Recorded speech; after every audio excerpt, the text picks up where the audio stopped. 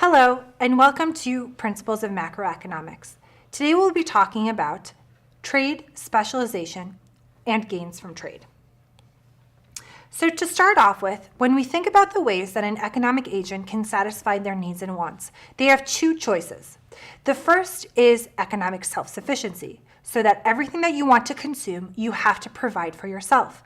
You have to produce all of the goods and services that you plan on consuming.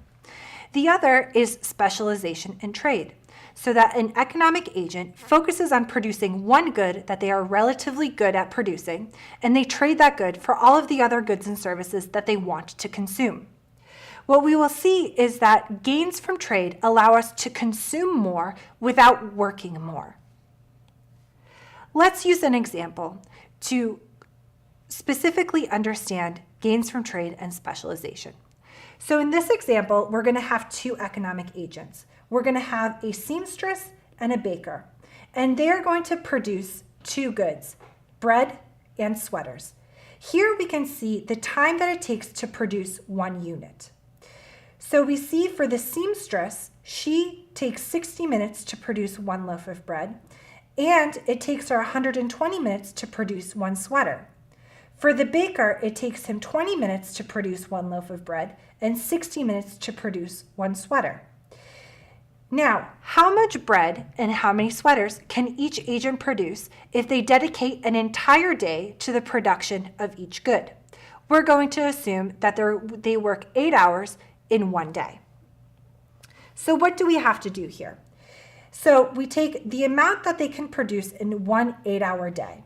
So for bread, we're going to take the 60 minutes that it takes her in 1 hour, divided by the total amount of time that it takes her to make one loaf of bread, 60 minutes, multiplied by 8 hours, she can make 8 loaves of bread. Also, in 1 hour, it takes her 120 minutes to produce one sweater. So in 8 hours, she can produce 4 sweaters. For the baker, it takes him 20 minutes to produce one loaf of bread. So we take 60 divided by 20, multiplied by 8 hours, and that gives us 20 loaves of bread. Takes him 60 minutes to produce one sweater, so that he can produce 8 sweaters in a 1 hour day. So based on this information, who is better at producing bread and who is better at producing sweaters? Well, we see that if we compare the production of bread, the baker can produce more bread than the seamstress. So the baker is better at making bread. If we look at the production of sweaters, the seamstress can produce 4 and the baker can produce 8. So again, the baker is better at producing sweaters. Here we can say that the baker has an absolute advantage in the production of both goods. He is better in absolute terms at producing bread than the seamstress, and he's better in absolute terms at producing sweaters than the seamstress. But can they gain from trade? We will go into that. So let's assume first that they're evenly splitting their time between the production of both goods. How much can they consume? So here we have their production possibility frontier for the baker and the production possibility frontier for the seamstress. This is the total amount that they can produce in one 8-hour day. Now, if they are economically self-sufficient, their production possibility frontier will be equal to what we call their consumption possibility frontier.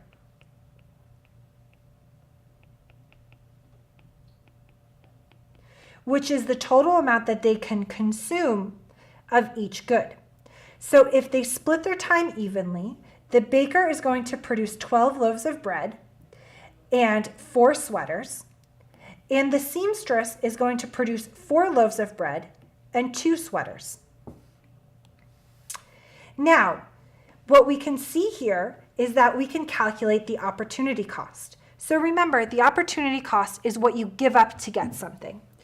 The opportunity cost for the seamstress to produce one additional loaf of bread is that she will have to give up half a sweater.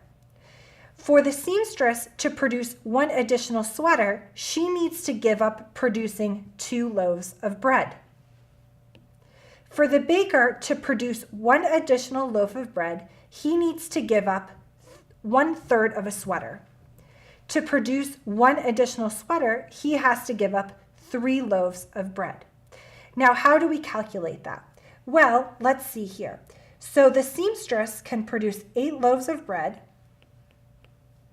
or 4 sweaters. So we want to know, if she produces one additional loaf of bread, how many sweaters does she need to give up? So that's going to tell us that she can produce 1 bread or half a sweater. That's how we get the opportunity cost. The same thing will be true for our baker. So for our baker, what we will see is that he can produce 24 bread or 8 sweaters. So to understand how much sweaters he has to give up to produce an additional loaf of bread, we divide through by 24 so that we see he can produce 1 bread or 1/3 of a sweater. And that's how we get the opportunity costs. So when we look at this, what we see is that the seamstress has a lower opportunity cost in producing sweaters, and the baker has a lower opportunity cost in producing bread.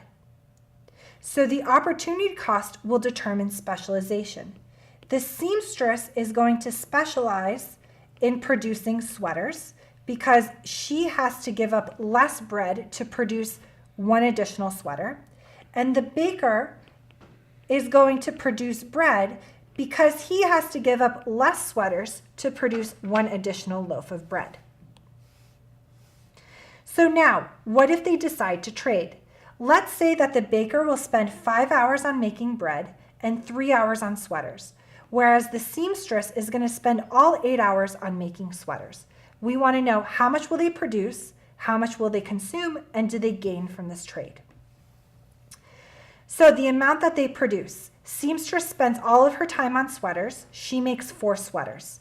Baker spends 5 hours on bread. He makes 15 loaves of bread. He spends 3 hours on sweaters. He makes 3 sweaters. Now we're going to say that they trade 2 sweaters for 5 loaves of bread. How much will they consume? So we take the amount that they produce, 0 bread and 4 sweaters for the seamstress, 15 bread and 3 sweaters for the baker, and subtract or add the amount that they trade. So for the seamstress, she gives up 2 sweaters and she gains 5 bread. So she ends up with 5 breads and 2 sweaters. On the other hand, the baker gives up 5 bread and he gains 2 sweaters. So he ends up consuming 10 bread and 5 sweaters. Have they gained from this trade?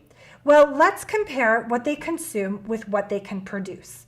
So if we look back, the baker produces 15 loaves of bread and 3 sweaters. So he's producing 15 bread and 3 sweaters. We'll call this point P on the production possibility frontier. The seamstress is producing only sweaters. We'll call this point P. Now, how much are they consuming? The baker consumes 10 bread and 5 sweaters.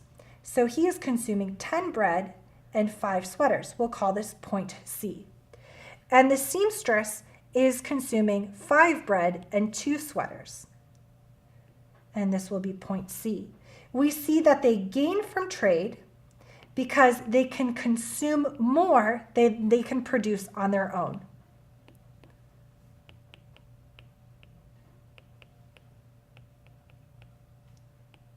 So they are still working an 8-hour day, but they are consuming more than what they could produce on their own in that 8-hour day.